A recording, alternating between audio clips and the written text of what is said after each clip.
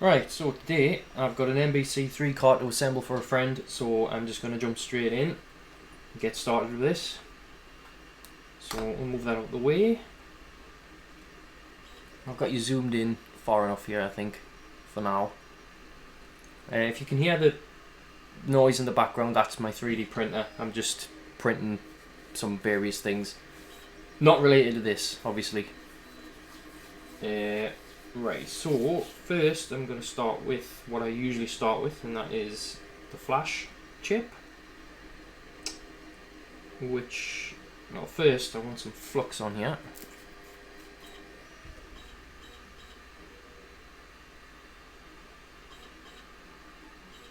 Let's get a bit of that on there.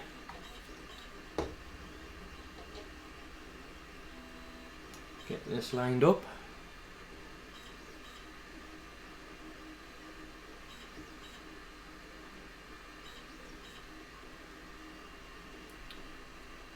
Okay, I should probably turn my soldering iron on, that would probably help.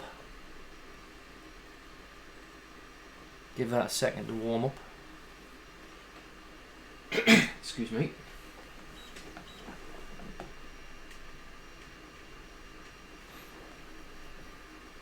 I've got another video planned in the next day or two. Maybe today, if I can be bothered after I've done this, I don't know. We'll see. But I've got an MBC5 cart here, which I am going to replace the flash chip on with the little adapter board there. So that'll be in the next video. Right, soldering iron's heated up. Now a bit more flux. So what I'm going to do first, so I don't make the same mistake I did last time, is I'm going to tack this in place, then I'm going to check the alignment, make sure it's aligned properly. Actually, I think what I can do is I can probably bring you in a bit closer. That might be a bit too far, I think. There we go, that's better. So I'll bring it into there. Let's bring this into the frame here. And I want to try and get this aligned. Now I'm using the screen to see if it's aligned, because it's obviously zoomed in further than I can see. That looks good. Other side looks good. It would help if I had some solder on me iron. So I'll do that.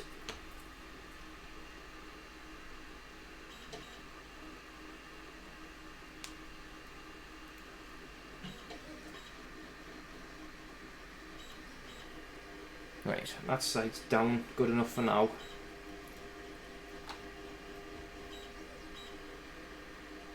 Let's move that out of the way.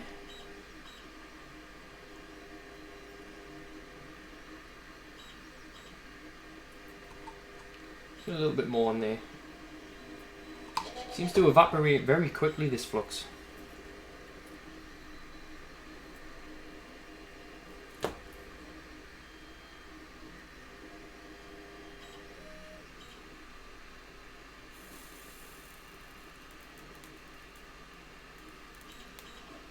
Now I realise that's obviously not perfect, but like I say, I'm just trying to get it tacked down for now. I can worry about bridges and stuff in a sec, once I get a chance to look closely at it. And so we definitely have a bridge on this side. I'll deal with this side first, since I'm already on this side. Clean the iron off a little bit.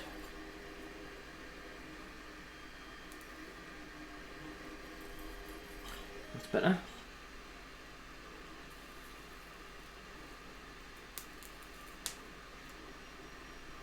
Right, I think that side's about done.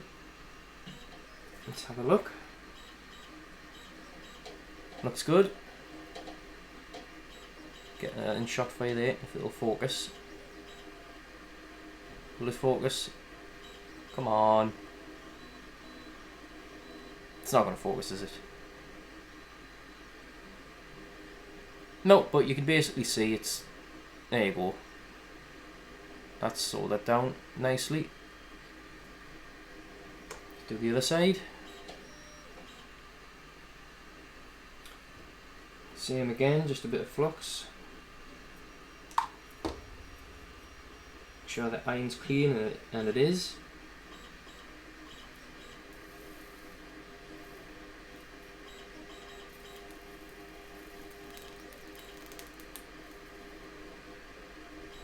I think that looks good.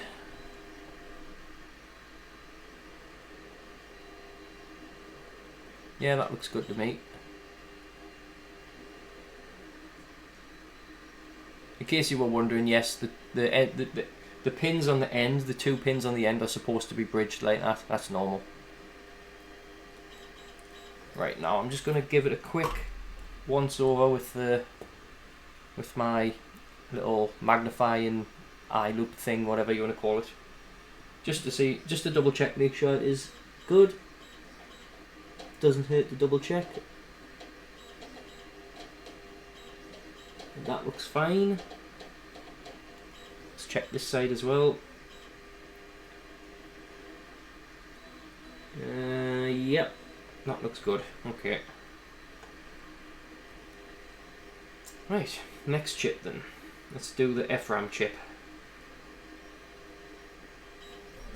This has been salvaged from a different board, so it currently has a little solder bridge there, which I will quickly get rid of, like so.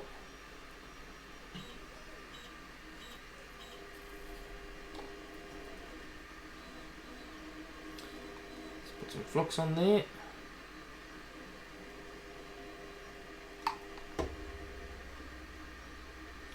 Right, so this is supposed to go like that.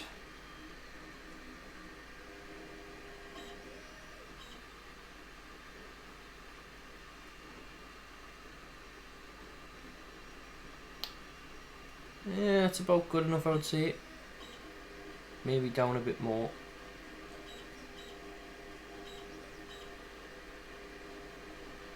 Yeah, that's good enough, I think. So what I'll do is I'll turn it this way, just so it's easier for me.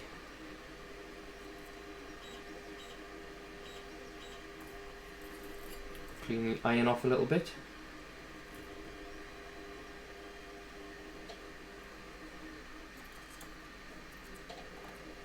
Tap that side in place. Oops.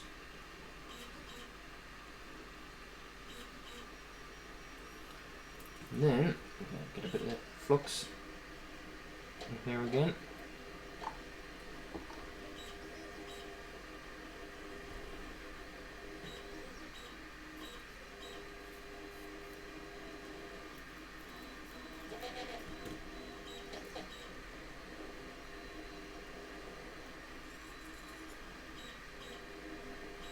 There we go. That side's perfect. Well, about as perfect as it can be. Nice fillets there.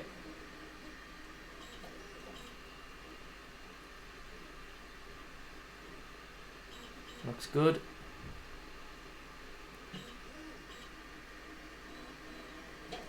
Happy with that.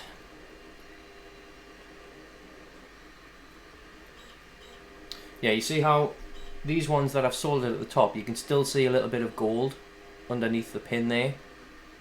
So that, you know, that's clearly there's not enough solder on those pins. Whereas on the other side here, you can clearly see that there's the solder covers the entire pad. That's what you're looking for with these chips, to avoid any issues that you might potentially get.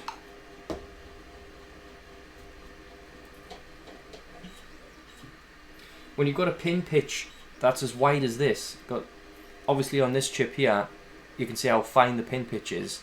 But on these chips here, the pin pitch is so wide that, you know, you can just flood in a bunch of solder like that, and you don't really have to worry about bridges very much. See, I've still got all that solder on the end of the tip, and I don't have any bridge, so it's really quite easy.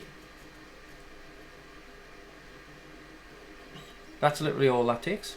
That's done.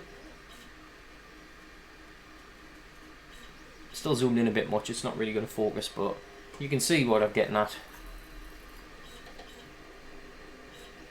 Right, so MBC3. Oops, I need some flux.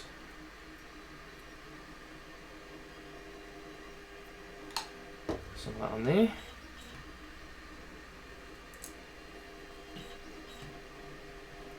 Right, I'm going to need my tweezers to get this positioned correctly.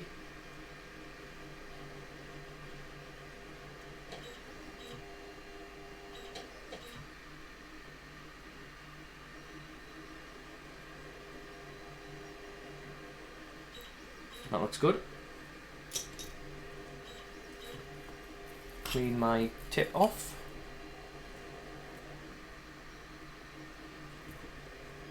What I'll do is I'll just put a bit of pressure on there so that I can touch this without moving it.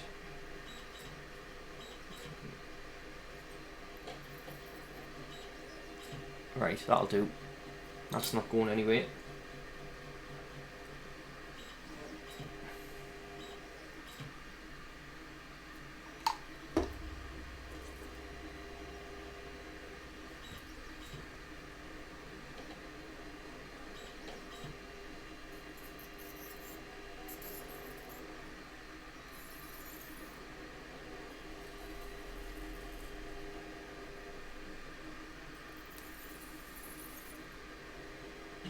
Right, we've got one little bridge there.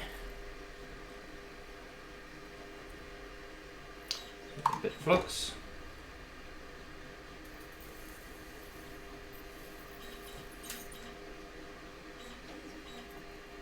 That bridge is still there.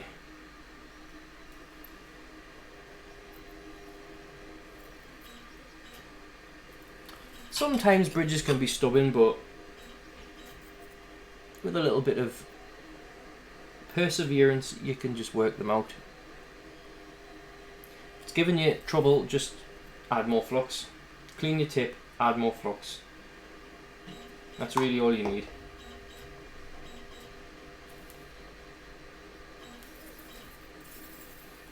And it will eventually come out.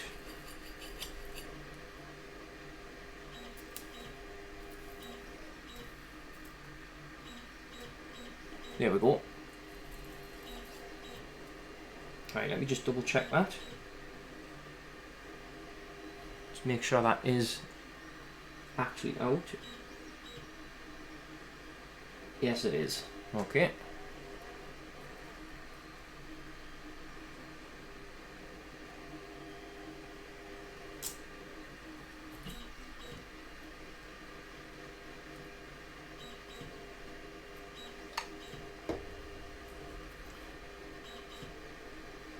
Now the problem last time with the bridge was I think I just had too much solder on the end of my tip, iron tip.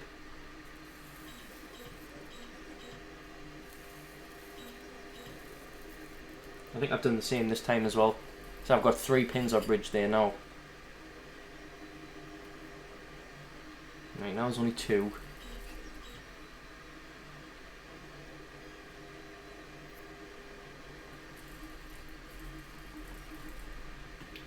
Okay. Bit more flux.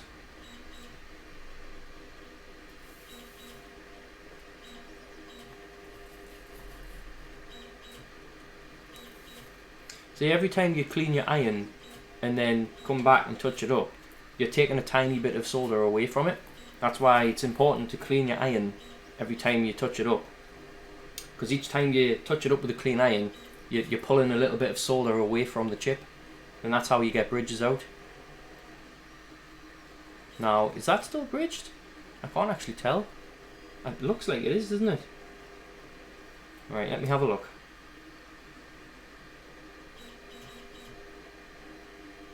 I don't think it is, to be honest. It doesn't, I don't think it is. I think it's just, I think there's just a bit of flux between the pins. Or is there? Hold on. I'll tell you what, there's a way I can tell if they're bridged. get the multimeter out.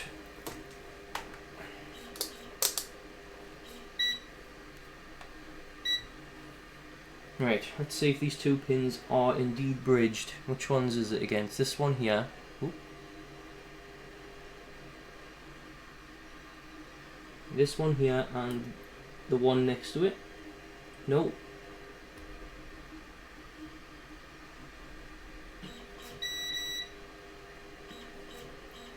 No, it doesn't appear to be bridged. Okay, that's good.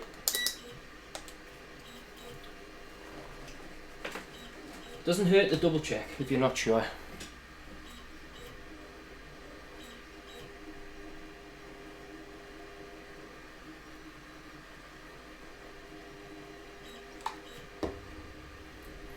Right, let's see if I can do this without a bridge this time.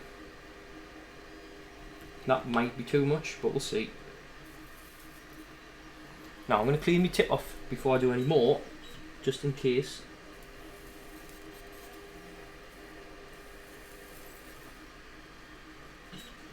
Did I get it that time? Yes, I did. Nice.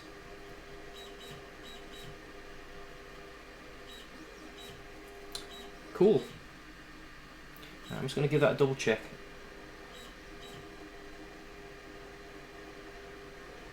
Yep, looks good. And then the last side here.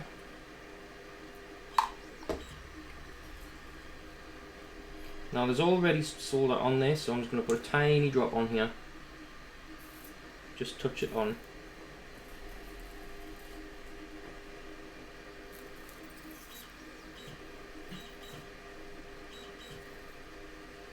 Right, I've got another bridge there.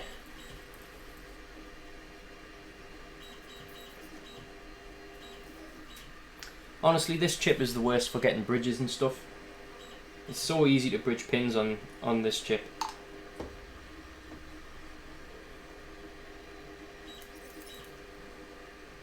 There we go. Not too bad that time.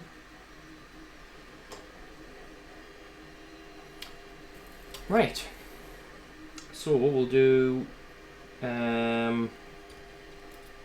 what shall we do next? We'll do the OR gate chip, which is the tiny little one here. So orientation is correct. It goes that way like that.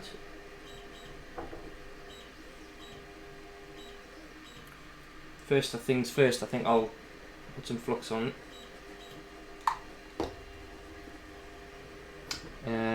Where's my solder? There it is.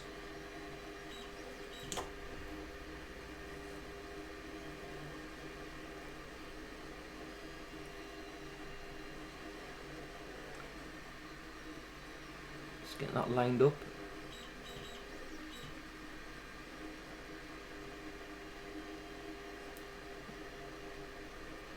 There we go. Oops, accidentally knocked it.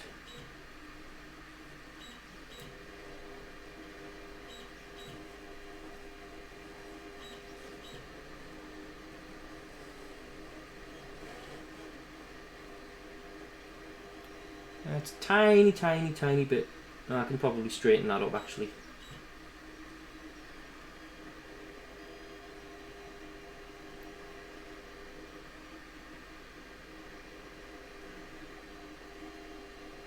That'll do. That is good enough. Drop some flux on.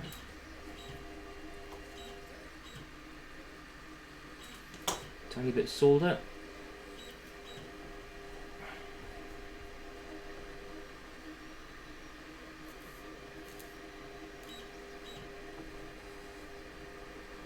And we'll just retouch up this side here.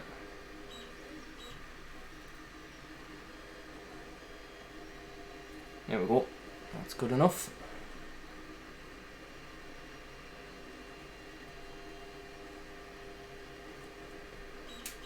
Yeah, that's good enough.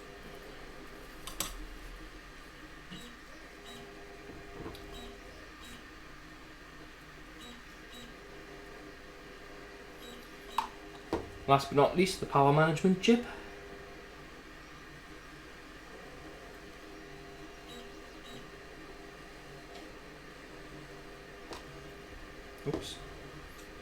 this down first.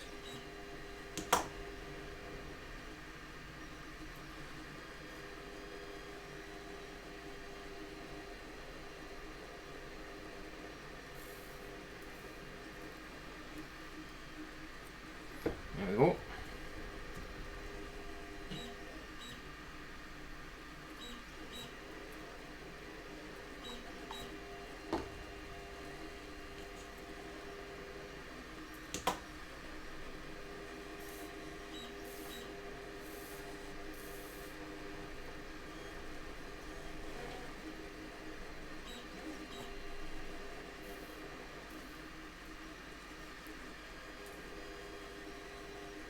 All done.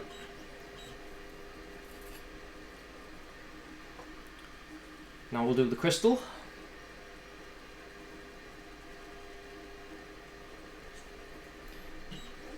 So the way I like to do this is to tin one pad first, and then bring the crystal in, drop it into place, tap that leg down, and then tap the other leg down like so.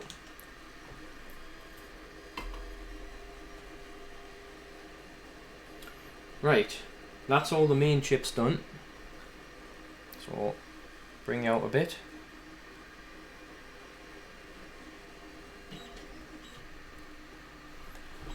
Right, now we need to do capacitors and resistors.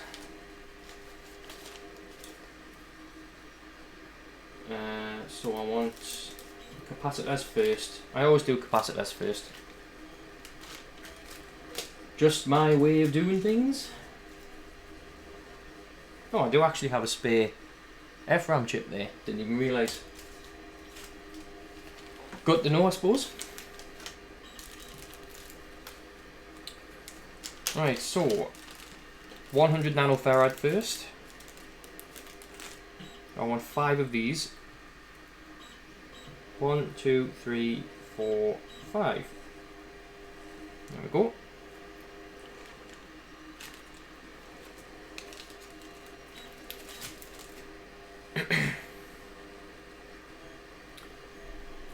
Now, as always, the way I like to do these is to tin one pad first. I'm just going to go ahead and do all of these, including the resistors, just so it's done.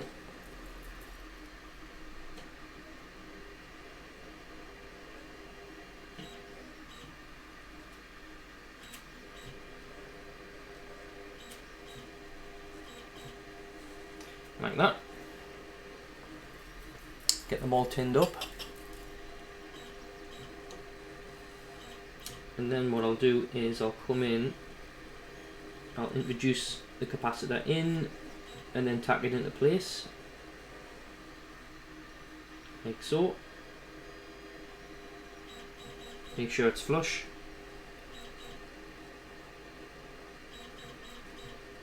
Right, hold on, have I lost the capacitor here? I only see 3.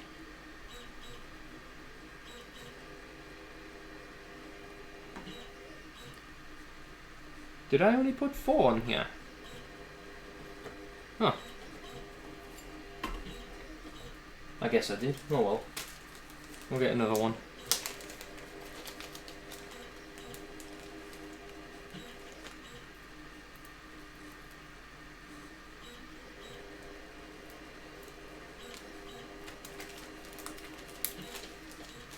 Right.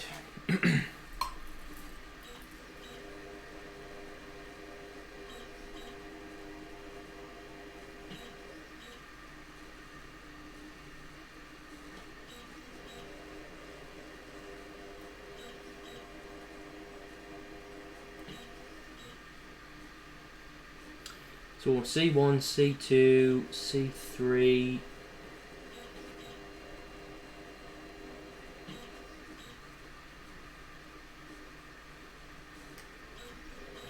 C6 and C7.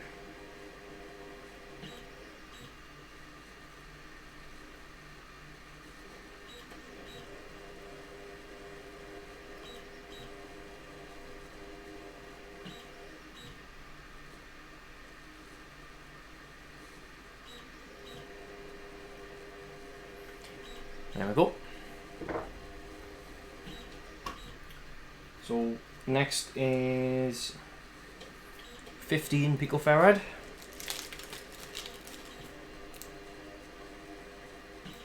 Two of those.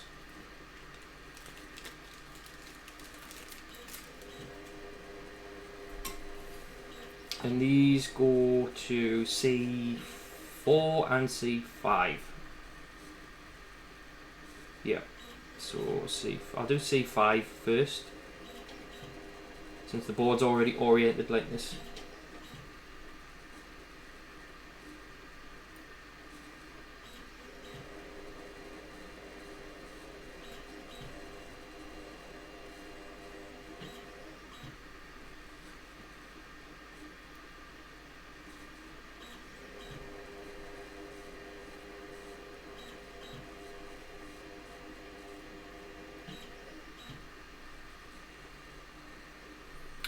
Okay.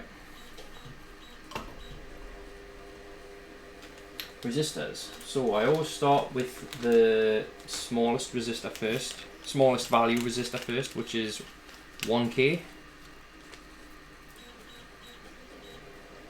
So 1K. So how many resistors do we have? 1, 2, 3. So we want one of these.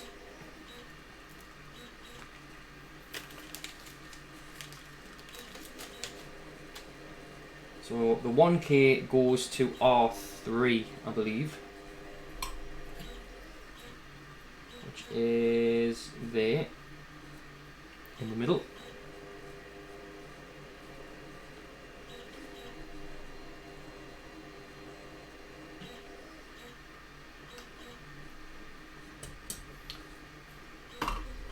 And then we have a 10K resistor, which goes to R2. Now I'm sure, yes, there we go. One of those.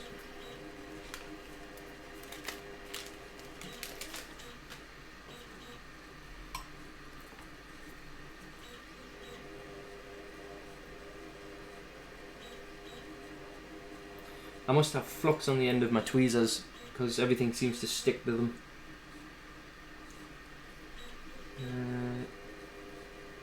R2 is there.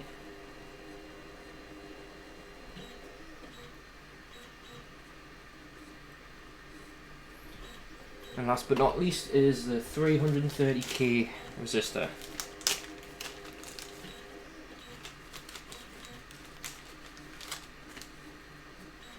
One of these.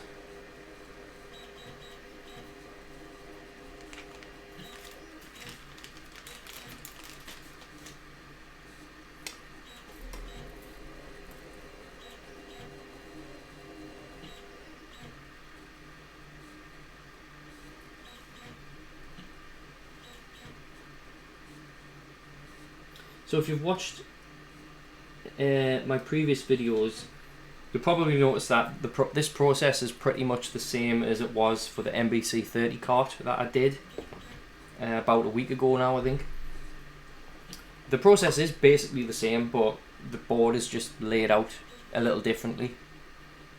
But you know, the way you assemble it and everything else is pretty much the same. That's right. Oh, yes, I need to solder the other side of these.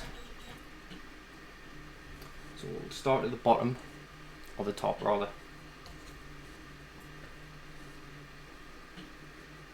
So I'm just going to go over these and tack them in place. Oops.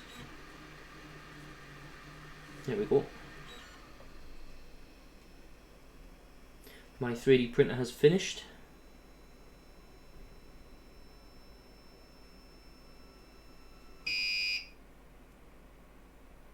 As you can hear.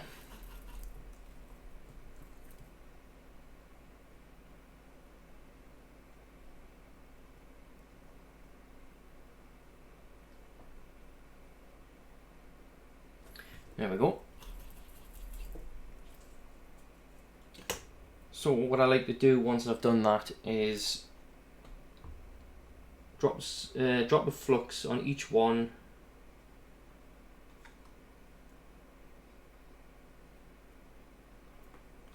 a little drop of flux on each one, and then I just like to tidy up the corners. Well, I like to tidy up the sides so you don't have blobs of solder sticking out. It's not necessary, it will work obviously without that, but I like to tidy it up.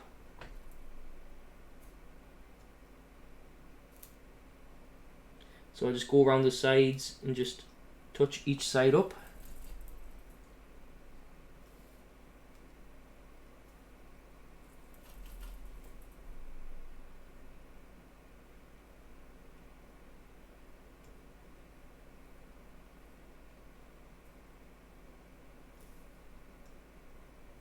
Like that. It's nice to have, you know, a nice clean looking joints, solder joints.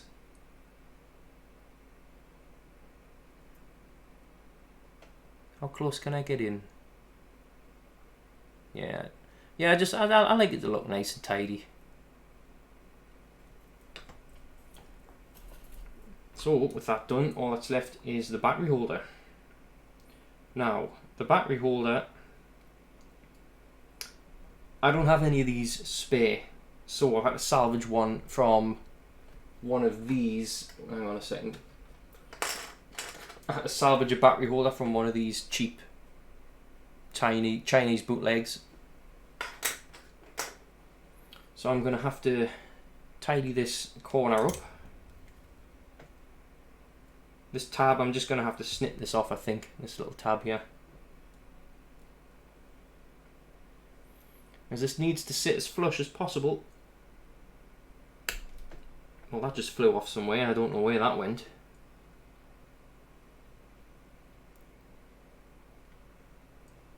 So I kind of need to get this as flat as possible.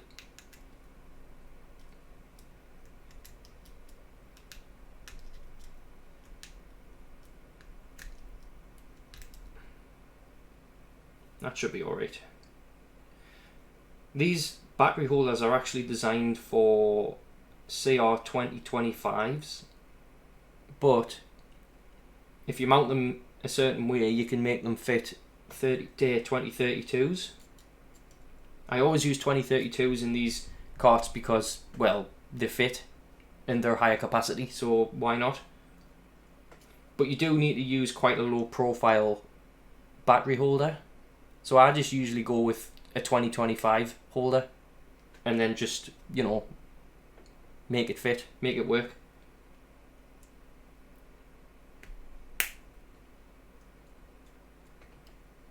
I need to tidy that up a little bit.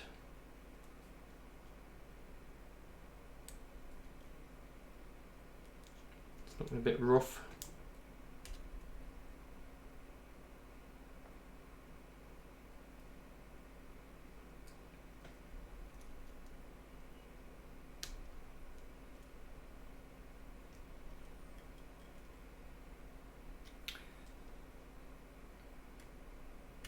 It's a bit difficult because there's already solder on this, on the tabs on the end here, so it's a bit difficult to get it flush.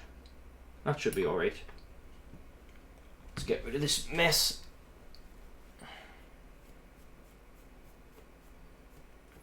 I'll just brush it onto the floor, I'll hoover up afterwards.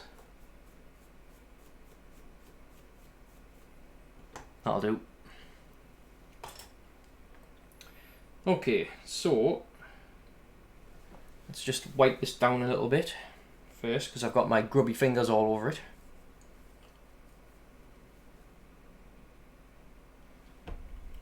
So what I'm going to do first is there's some flux on this ground pad here, and you don't want flux on this ground pad because it can interfere with the connectivity between the battery and, you know, the tab.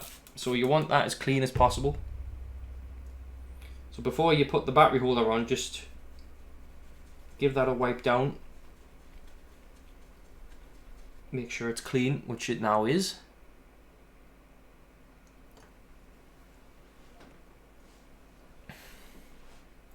So what I like to do here is just like the crystal, I like to tin up one side first. I'll go with this side, tin one side up first, just a bit more on there, and then I'll just introduce the holder. Now I can't see very well from where I am, I'll pull it down a bit. Introduce the holder, and then, is it straight? I can't tell if it's straight. Yes. Introduce the holder and then tack it in place. Now that's alright for now, till I get this other side in place. I'm just looking to make sure that there'll be enough clearance for a 2032 battery to fit in there. There should be. We'll find out once I put one in. And then this side, we'll just flood in some solder.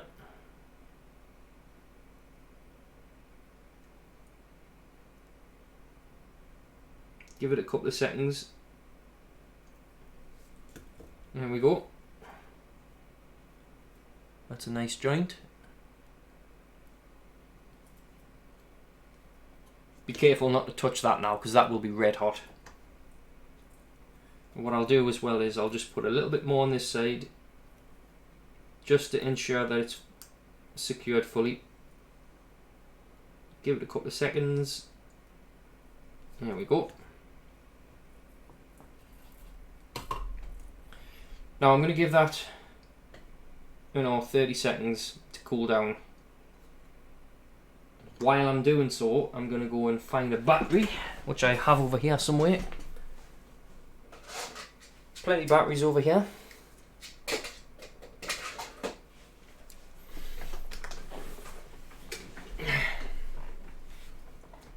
I do have some, cheaper Chinese branded batteries, which would work fine, but I'd rather use, a good quality cell, especially if I'm giving this to a friend. I wouldn't want him to come back in like, a month, 2 months time and say, oh, the real-time clock stopped working. Yeah, because the battery's dead.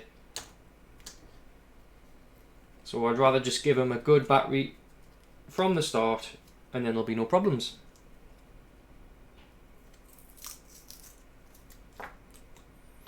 Now these batteries don't have a film. Some batteries you'll get will come with a film over the ground pad, so you need to remember to remove that obviously before you install it. These ones don't, but I believe Duracells do come with a little film over the ground connection, so you'll want to remove that first. So that's cooled down, good. Let's see if this fits then there.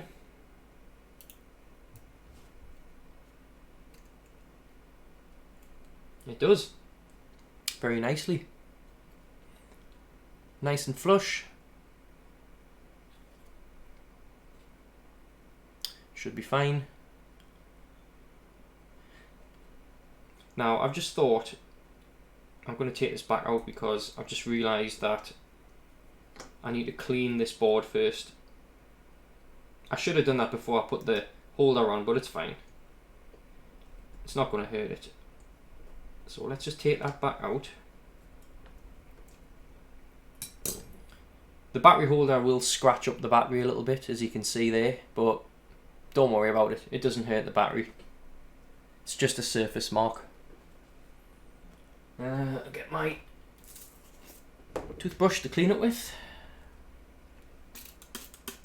Give it a spray with some IPA.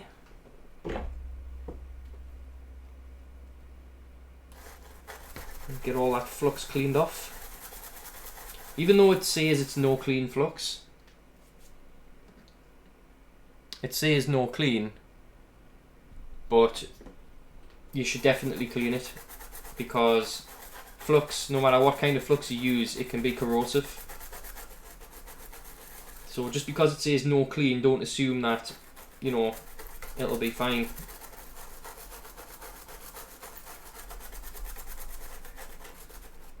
Okay, I think that's clean enough. Let's just dry off the back.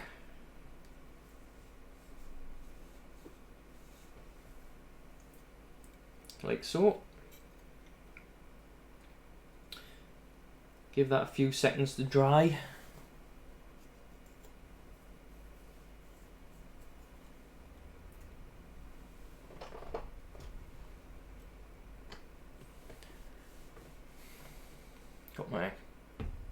board is all wet now as well.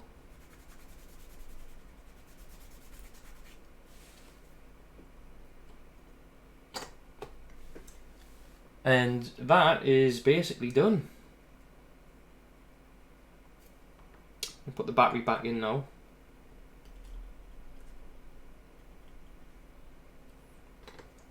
What you'll want to do as well with these battery holders, these types of battery holder, when you put the battery in, you'll want to test to make sure that the connection is actually being made on the ground pad underneath to the board. And the way to do that, the easiest way to do that I find, is to get your multimeter.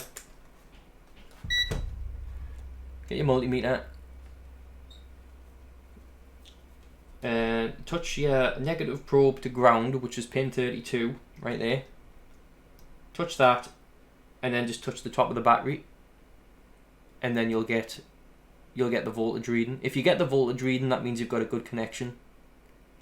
If you don't get a good reading like that, then you might want to put a tiny layer of solder over the ground pad underneath, just to give it a little bit of a better connection. You don't need to do that.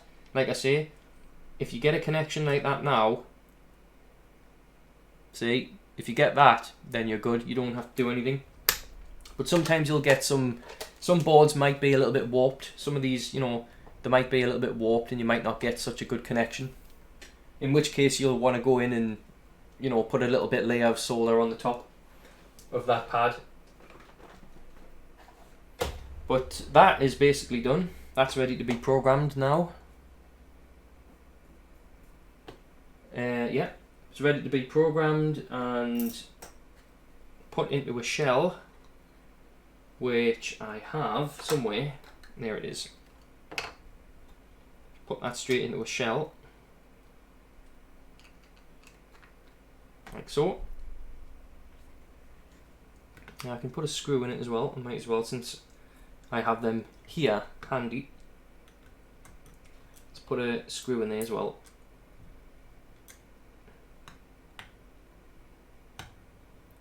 There we go. You can't really see, but yeah, I'm just screwing that in. That's it. There you go. Now you just need to program it and put a label on it. Which I would put a label on it now, but I don't think I have any handy. Do I have one handy? Probably not.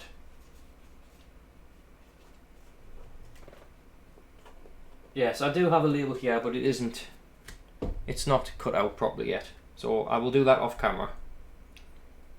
But that is it. That is done. Ready to program.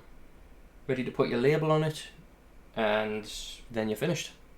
So thank you for watching, and I may put out another video very soon of this. So, you know, if you enjoy watching these videos, keep an eye out for that, and I will see you in the next one.